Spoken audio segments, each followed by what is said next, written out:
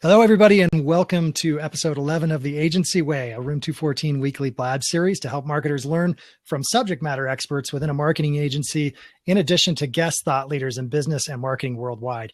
I'm Jason Cormier, co-founder of Room 214, a digital and social media marketing agency, and Room 214's Eric Stutzman joins me as my co-host, signed on here as The Agency Way. Our guest today on the show is Kurt Diver, who is in charge of deliverability and compliance at SendGrid. SendGrid's a platform that delivers over 22 billion emails a month. That's right, I said 22 billion. For internet and mobile-based customers. Their customers include Airbnb, Pandora, HubSpot, Spotify, Uber, Foursquare, companies you've never heard of. They also help traditional enterprises like Intuit and Costco. Kurt, thanks so much for joining us on the Blab today. Thanks for having me.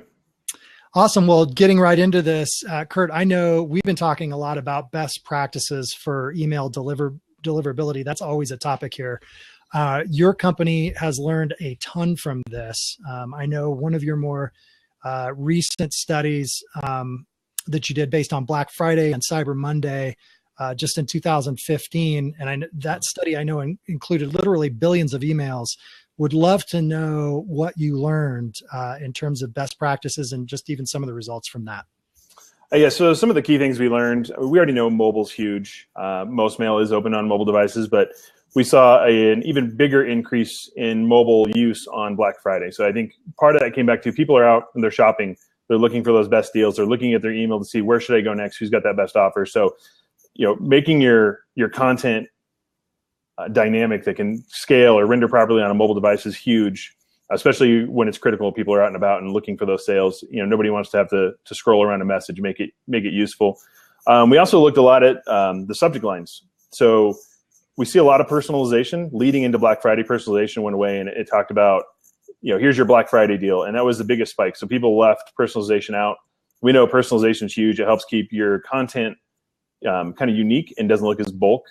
And that's a big issue that we see with a lot of the internet service providers. Like bulk messaging is treated differently than something that's a lot more personalized. And also it came down to the tone of the message, the subject line. The friendlier tone, friendlier words that were more engaging had higher open and click rates than stuff that was more aggressive, like, save now, stuff like that. So it was on like, we've got some specials for you. And, think of your wife this Christmas. Those had a more or higher level of engagement than stuff that was more aggressive. Other things that to note about Black Friday is, the ISPs don't change their filtering rules when it comes to Black Friday. It's the senders that have made a change, and that's why we see more messages going to the spam folder on Black Friday and Cyber Mondays, because you've made a change to your sending that's outside what you normally send. And the ISPs, they establish a reputation for every sender, and that's based on what you've probably sent over the last 30 days. And if you've not started warming up or planning your Black Friday and Cyber Monday campaigns around Halloween, that sudden change, and it's Thursday night and you're sending all of a sudden like 10 times what you normally send, that's kind of alarming to these ISPs. They think, is there a spam run? What's going on? Is this account compromised? They're just not used to seeing that, and they start filtering more of your mail. So really it's a change that comes into play from the marketer standpoint, not the ISP. So definitely starting ahead of time, 6 weeks out, planning for your Black Friday, Cyber Monday sends. I got a quick question. You talk about personalization, and I wonder, is it as simple as an email that says, "Hi, Jason," and goes from there, or does it go beyond that? That's probably my basic level of personalization, but it definitely goes well beyond that. I love to see stuff that's hyper personalized. That, "Hi, Jason, I know you're 6 foot tall and your favorite color is blue." Like that's the level of personalization I'd love to see. I call it that database of one. So you're unique compared to me. So the message that I send to Jason needs to be different than the message that's sent to Kurt. I love that level of personalization. The ISPs love that level of personalization, but I don't expect everybody to do that at this point. It takes a lot of research, a lot of server space to be able to build up these profiles. So I always push people, at minimum, let's do a personalized subject line and personalized body content. Mm-hmm. I know Erica's got a question, and I'm jumping in before she can ask it, but this is fascinating to me. So you talk about ISPs. So for those of you like, what are ISPs? Internet service providers. Is there a simple way or quick way to explain what the relationship between an internet service provider is and SendGrid? Yeah, so SendGrid is considered an email service provider. So we are a platform that's sending email. Internet service providers are anybody who offer like a free mail. So like a Google, Yahoo, Ymail, Yahoo, Hotmail. All those are ISPs, internet service providers. Some of them provide like the telecom services. Google's starting to get into that, but mainly it's like that email. They have some kind of like cloud service that you can subscribe to. Mm-hmm. Sender versus receiver. Right. And the reason I wanted to bring it up is because, you brought up that ISPs are, they can actually filter you up and down based on this volume of email coming in. And so even though SendGrid sits separately from an ISP is part of the equation in terms of deliverability. Yes, definitely. So the ISPs are the internet service providers. They have limits. So they establish a reputation for every sender. And that reputation is based on your practices. Are you paying attention to the quality of your list that you're sending? Are you looking for opens and clicks? You're removing people who aren't paying attention or engaging with your mail. So every sender has a different reputation. And it's comprised of your domain, your IP. Some go as far as like the DKIM, which is an authentication method in your mail. And they associate this reputation with you as a sender. And if you deviate from that, it's kind of alarming to them. So if you're like a quiet sender, then you have like a once a month campaign, they learn that and they expect to see a message from you on the second Tuesday of every month, or do I send daily? And so they establish these reputations, and everybody's unique. Some of the things that helps with SendGrid. So SendGrid, we've leveraged a lot of the relationships within the internet service providers. So we're able to provide higher throughput and connection levels for the mail to be sent. So some ISPs only allow so many messages per month. Well, SendGrid, we work these relationships and we can get thousands of messages or millions of messages through per month. Mm-hmm. Yeah, and that's a huge takeaway, I think, too. Just in understanding that. Very cool. Yes, okay. I have a question about spam, actually, because I think one of the major pain points for everyone, including grandmas who want to send like a birthday card to their grandchildren, and marketers, brands, everybody, is the spam folder. And what percentage actually lands in the spam folder, and how can marketers or people who are trying to leverage their business get around that? So I got a couple different numbers for you. So of all the messages sent per day, only 3% actually make it to the ISP. So they're filtering, they're blocking messages without even accepting it, not even putting it in the spam folder. They're just blocking it outright because it's spoofing, or someone's trying to compromise your credentials. So they're trying to block as much as possible. Of that 3%, only 20% of it makes it to the inbox. So 20% of that wanted mail that marketers are sending makes it. So we're leaving a lot of opportunity on the table, but those messages are getting filtered to spam. So there's a lot that we can do. And again, more isn't always better. We need to be targeting those users, especially if we're only getting 20% to the inbox.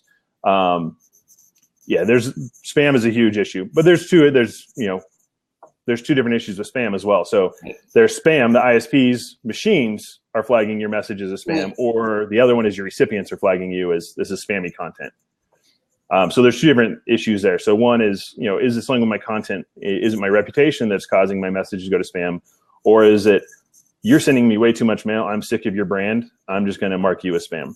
So we got two different issues on that side as well. So it's an interesting issue, and there's a lot of storytelling that I do around both sides, depending on what I'm seeing through the metrics that I monitor. Those numbers are pretty outstanding, because from one point as a recipient, you're thinking, well, thank God the tech is out there to save me from the deluge. And, I can actually start my day at 9 a.m. instead of at noon, because I'm going through all of this stuff. As a content creator, it's terrifying to think, wow, I just paid my writer, whatever she makes an hour to write a bunch of content, and nobody's going to see it. Yeah.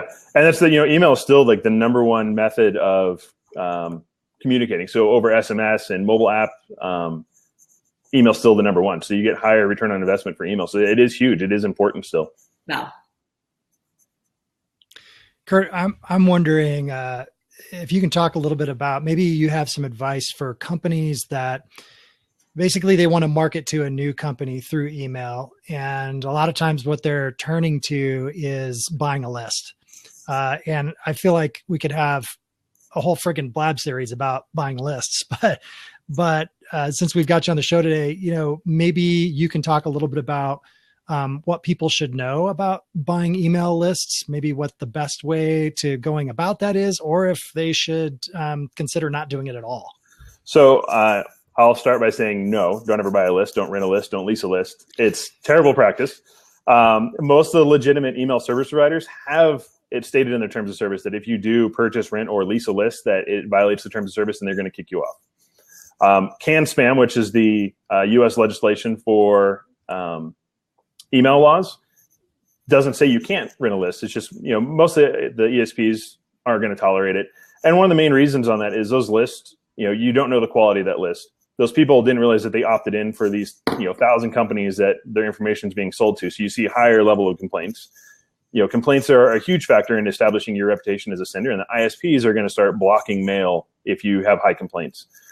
And the other one, you don't know enough about that person. We talked about personalization. There's a good likelihood you don't even know that person's first name. You're just sending them this cold call email. Most of those messages feel very cold call in nature. It's just a really poor user experience. So again, it's just not something I ever recommend.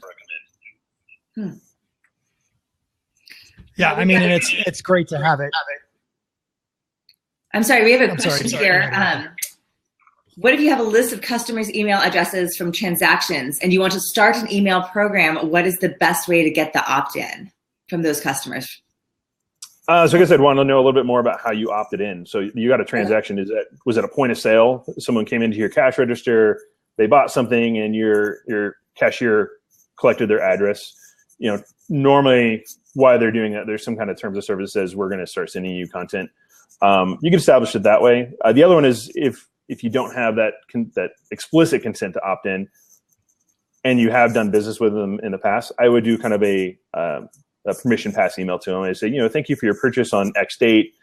Are you interested in receiving our newsletter? So give them still that option to opt in, and let them tailor that interaction with the brand. So give them options. Like, I want to receive your daily newsletter or your weekly newsletter, or just send me the seasonal stuff. Give them that option and make that interaction with your brand around what they want to do. But I'd still, ask for permission first.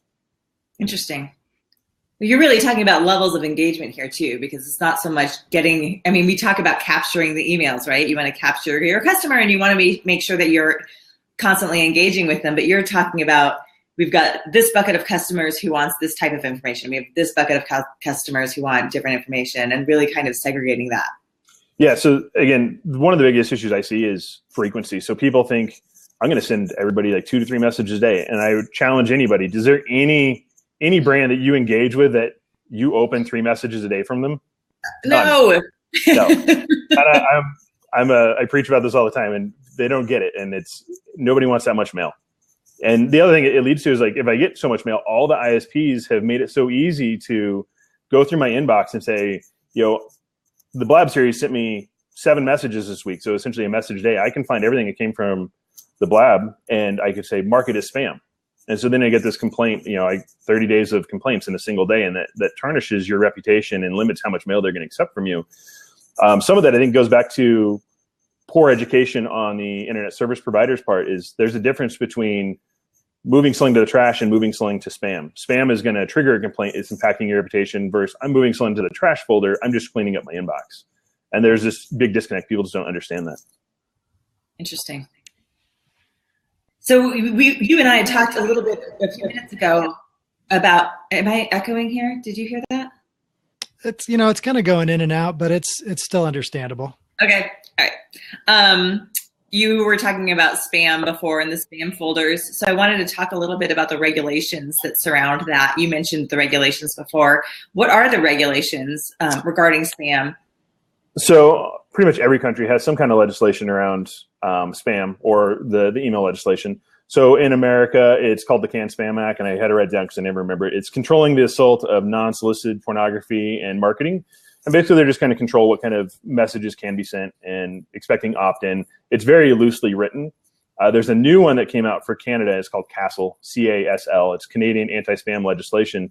And they're trying to drive the industry to like new standards. They're trying to eliminate spam, make it harder for people to spam.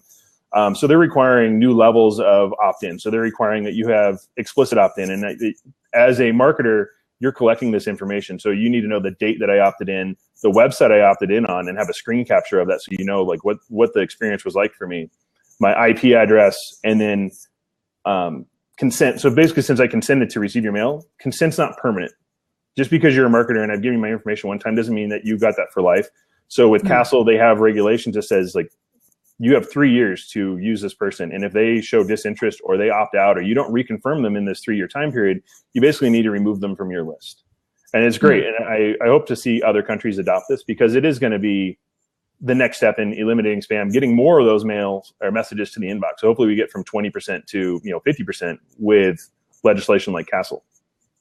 That's really interesting because as a consumer, I'm totally all for that, right? I think, oh, this is cool. But then I'm walking around at like, a marketing automation conference and people are freaking, it's like, no, what are we going to do now? Yeah, it is. It was painful at first. Like all these people who have these databases of clients, they've got until July 1st, 2017 to reconfirm all these users before the private right of action goes into effect in Canada, where these businesses or personal users can start suing businesses that are spamming them. But again, if they've given you time to do it, it's not an overnight change. Just follow the laws and you'll be fine. And most people do follow the laws. There's some gray areas with some of them as far as like, do I want to include an unsubscribe in every message I send? And that's, one of the legislations for both countries. I don't want you to put an unsubscribe in your transactional messages because I'd hate for someone who wants to come back and visit your brand to not get their password reset because they've unsubscribed. So it's gray. But yeah. I think as long as you're following all the best practices and you have the best intent for the end recipient in mind, I think most people can fit within those laws. Yeah. Well, this is an off-the-cuff question, but since you deal with so many, when we were talking about not hundreds of emails as maybe a small marketing firm, but billions of emails, how do you deal with all of these different regulations that are in different countries? You definitely hear about it when there's an issue. So we've got a contact in Finland and he reaches out all the time. He's like, this person's in violation, and he'll like write it out clear as day. Like, this is what they need to do. Something's not right here. They need to fix that issue. Other ones, and it's changed from 20 years ago, and I wasn't in email 20 years ago, but there wasn't a standardization for contacting the senders, and now that's kind of standardized. And the blacklist operators or people who want to complain, they'll reach out and they'll let you know, like, this is what the issue is. And in SendGrid, we get a personal complaint. So if you were to complain about Spotify, we would address that personally. We'd look at it and we'll look at Spotify's email program. Are they in compliance? And we'd escalate that to Spotify so that they can reach out to you and address that issue. Or if you don't want to be contacted, we'll address it for them. We just want to make sure everybody's following all the laws. And if we see an opportunity for improvement, we definitely consult all of our clients around that, like, simple things. So I got a quick something to bring up. This gets into a little bit of the nitty gritty with marketing and collecting email addresses. I know on the business to business side, a very common tactic is that you're offering some information, whether it's a downloadable ebook or, research report, whatever the case may be. And of course, you're offering that in exchange for an email address. And we can talk about progressive profiling and all that, but I'm curious if you have an opinion on, they fill out, let's just say it's their name, their email address, and then maybe there's a little checkbox that says, subscribe to our email newsletter. And by default, it's checked. Got any opinions on that tactic? So yeah, by default, that can't be checked. It shouldn't be checked. And that's actually at point of collection is one of the biggest things I consult on. And, setting proper expectations up front is huge. Nobody's ever going to go into your terms of service or your privacy policy to see how you're going to use my email program. Tell me, as I'm giving you my information, what you're going to do with it. Say, I'm going to send you weekly emails, or, I'm going to offer you this preference center where you can tell me how often you want to receive emails, or profile, like, build a profile based off the information they're giving you and tailor that experience around them. And most companies don't do that. One of my favorite ones that does do it is Michael's. So Michael's Hobbies, or like their craft store. They do a great job of informing you what you're going to receive, how often you're going to receive it. And they give you like these kind of catty, unsubscribe messages. Like, we need to work on a relationship. It's not you, it's us. And tell me, do you want to receive fewer messages from me, no messages from me, or, everything's fine in our relationship? And I love that, because they keep reminding you. They give you that option to, how do I want to engage? How do I want to interact with this brand on a daily or weekly basis? Yeah, that makes sense. So ultimately, the quality of their list is superior. Yeah, and again, they're giving those users the option to, they're setting expectations up front, and then they're giving me an option to change it at any point. Not only that, but I think we're talking a lot about the people who are annoyed by getting too many emails. But what you're talking about is an engagement that actually, if you are a huge Michael's fan, you feel engaged. You feel like they are asking about you and they care about you. And I mean, maybe you have a glue gun and I don't know what glue guns or whatever they sell. I mean, maybe you have a ton of their stuff and you're really a fan, and like getting that constant engagement, I think would make you feel more connected to that brand as well. Yeah. And I mean, I signed up for your brand for a reason. I want to receive mail from you, but maybe there's that time in my life I want to downsubscribe. I'm moving, or I live in an apartment. I don't have time for crafts today.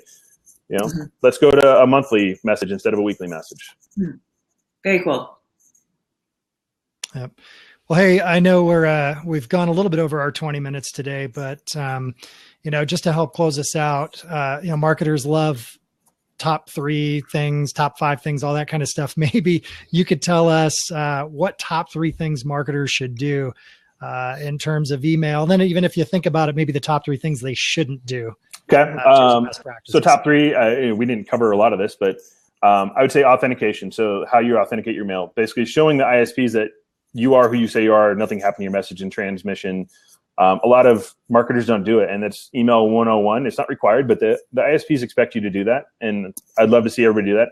Other one is dedicated IPs. I hate shared IPs. So when you're on a shared IP pool, your reputation is based on everybody else that you're sharing this pool with, and a lot of marketers use shared pools. Amazon SES uses a lot of shared pools, and it's great for like a small business who's not sending a lot of mail. But if you are a solid brand, you should definitely be on a dedicated IP where you're controlling your own destiny on what you're sending. And then the third thing I'd recommend is like pay attention to the engagement. So engagement's huge. There's different stories that come in or different things you can pick up from the engagement. If I see low engagement at Gmail, but I have high engagement at Hotmail, there's something going on. People aren't engaging. It's probably in the spam folder. I'm not going to see high complaints either, because why would I complain about something that's already in the spam folder? So paying attention to user engagement, and it's not one size fits all. So what works at Gmail is not going to work at Hotmail. So I might be able to send more messages to a Hotmail user than I can to a Gmail user. So you've got to build like a different, marketing program for each ISP that you send to. And I think some of that comes down to what you set as your expectations or what you offer your customers. Is it one size fits all, or are you going to personalize the experience to them? So those are my 3 things I would do. Don't buy a list. Please don't buy a list. It's terrible practice. You're just going to get in trouble, get a spam house listing, something along those lines, and it's just detrimental to your brand, and it's hard to recover. Other one is make sure you're always following all the laws. So follow the can spam laws. It's real simple. Put your physical address on every message. Give the person the option to unsubscribe or change their preferences in a profile. And then the last one is people who don't do testing. So always test your messages. Like I said, it's not one size fits all. What works at Gmail is not going to work at Hotmail. Always do A/B testing. These people that just have one program and they don't do any kind of testing and changing it up and keeping it fresh, normally those are those campaigns that turn stagnant, and we see poor results from those. Cool. Awesome. Well, Kurt, I feel like you've given us some great insights, and I know That's just really even at the ISP level, you Yeah. have me thinking about things I haven't thought of before. So that's always fun. Erica, I'd love for you to close us out today with the final 3. All right, let's do it. So the final 3 today, that I'm going to have the book of the week, and it is The Art of Social Media by Guy Kawasaki and Peg Fitzpatrick. It's not brand new. It's 2 years out, which I'm always hesitant to say things about books that are 2 years old because everything changes really quickly. This is totally modern and fresh, and it's really short. You can read it in like 30 minutes on the bus on your way to work. So if you're interested in learning some social media tips or a refresh, it's a really good book to have. My shout out of the week, and I think we've done this one before, but I'm doing it again. It's for the March of Dimes. It's a nonprofit that works to improve the health of mothers and babies. I know Room 214, we have a big culture of giving back. A group of us has joined together to raise money and do a walk together to raise money for the March of Dimes. And I'm super excited about that. And it's also super easy for you to do. So if you're a customer, if you're one of the 43 people watching right now, and you think, oh, my company might have fun, as a team building exercise to raise money, this is a really easy way to do it. So marchofdimes.org. And then my quote of the week, I'm changing it because I was just inspired by Kurt here when he was talking about planning ahead for email campaigns around a holiday like Black Friday, and how you have to think ahead. So my quote of the week is an ancient Chinese proverb: dig the well before you are thirsty. Nice. Very profound. Well, thank you so much for joining us today, everybody. As a reminder, you can follow us on Twitter at room_214. You can also subscribe to our email newsletter by going to room214.com/blog. You can message Erica on Twitter on the right-hand bar here, or you can, you'll see her as The Agency Way. If you'd like to be a guest on our show. Our weekly series continues every Thursday at 11:30 a.m. Mountain Time. On behalf of everyone at Room 214, we thank you for joining us. Thank you to Kurt. Thank you to SendGrid. And we'll see you on the next episode of The Agency Way. Thank you.